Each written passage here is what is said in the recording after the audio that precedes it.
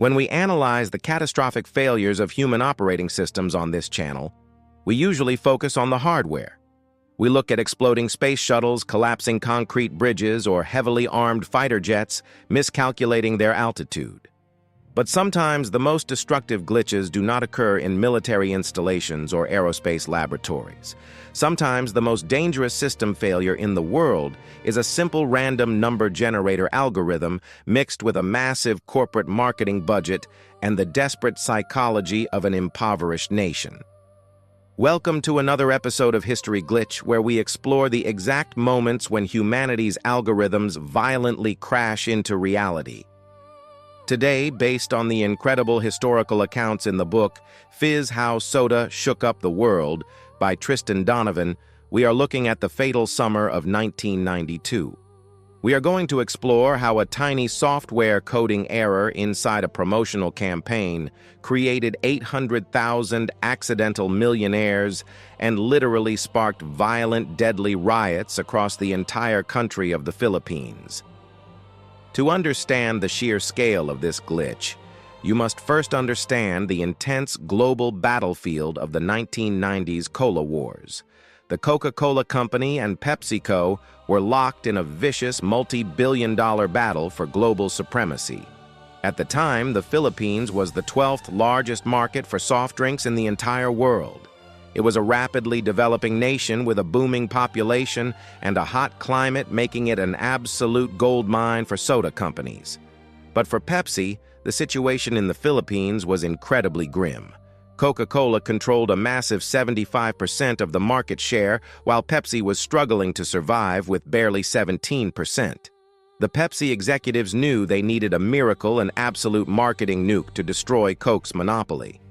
So they devised a massive, aggressive mathematical psychological weapon called Number Fever. The concept of the operating system was brilliantly simple. Pepsi would print three-digit numbers ranging from 001 to 999 on the underside of the bottle caps of Pepsi Mountain Dew and 7-Up. Every single night on the national evening news Channel 2 would announce a winning three-digit number. If the number on the television matched the number under your bottle cap, you won a cash prize ranging from 100 pesos to the grand jackpot of 1 million pesos. Now, in 1992, 1 million Philippine pesos was roughly equivalent to 40,000 US dollars. But in a country where the average worker made barely a few dollars a day, this was not just a prize, it was absolute life-changing generational wealth. It was a ticket out of poverty. The algorithm was heavily advertised, and the psychology worked perfectly. The nation went absolutely completely insane for Pepsi. Sales skyrocketed by 40% practically overnight. Pepsi factories were running 24 hours a day just to keep up with the overwhelming demand. People were buying Pepsi for breakfast, lunch, and dinner, hoarding thousands of bottle caps in their homes. It was the most successful marketing campaign in the history of the country. But behind the scenes, this massive logistical machine was completely dependent on a piece of software, a computer algorithm designed by a consulting firm based in Mexico.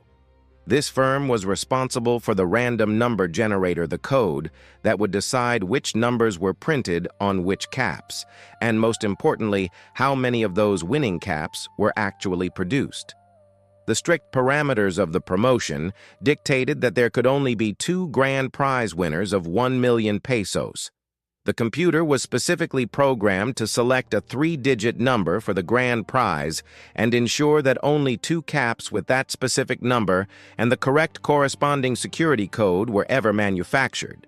For months, the system ran flawlessly, giving away smaller prizes and keeping the entire nation addicted to the evening news.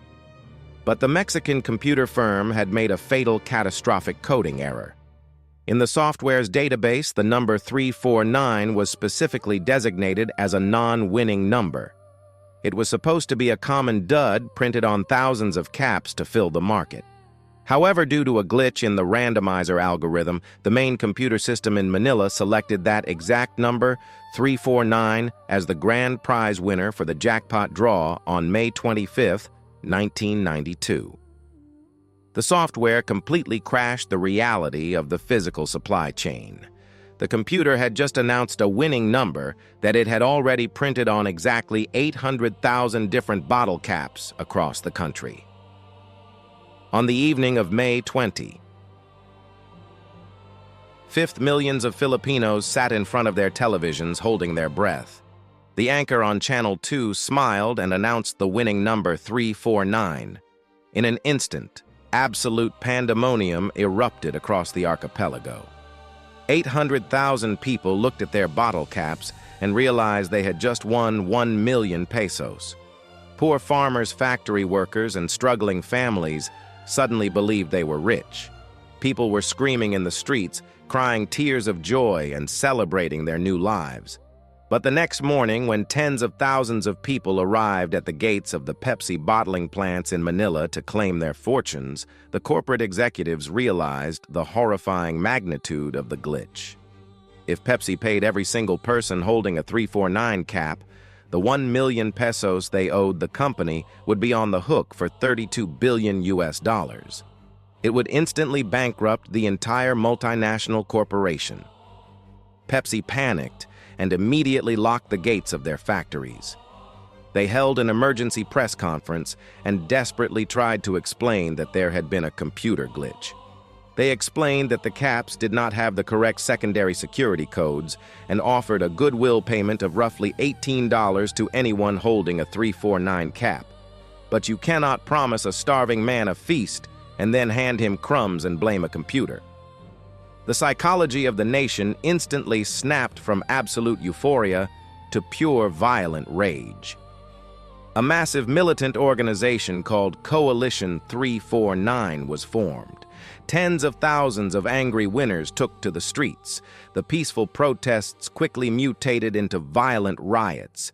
The glitch had crashed the marketing algorithm, and now it was crashing civil society. Protesters began hurling Molotov cocktails and homemade explosives at Pepsi delivery trucks, completely incinerating them in the streets.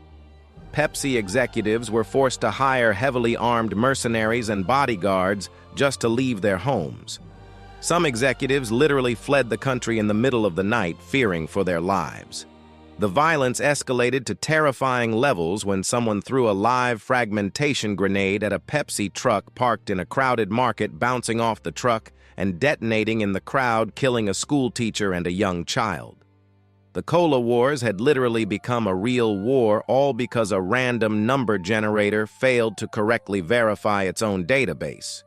Pepsi faced thousands of criminal lawsuits, and the Philippine government was forced to intervene to stop the violence. It took years for the riots to completely stop and for Pepsi to rebuild its shattered reputation in the country. The story of Pepsi Number Fever is the ultimate terrifying example of what happens when a corporation blindly trusts a computer algorithm to manage the hopes and dreams of an entire population.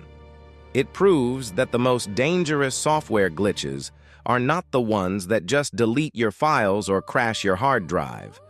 The most dangerous glitches are the ones that rewrite the rules of reality, promise the impossible, and then violently rip it away, leaving nothing but chaos and fire in their wake.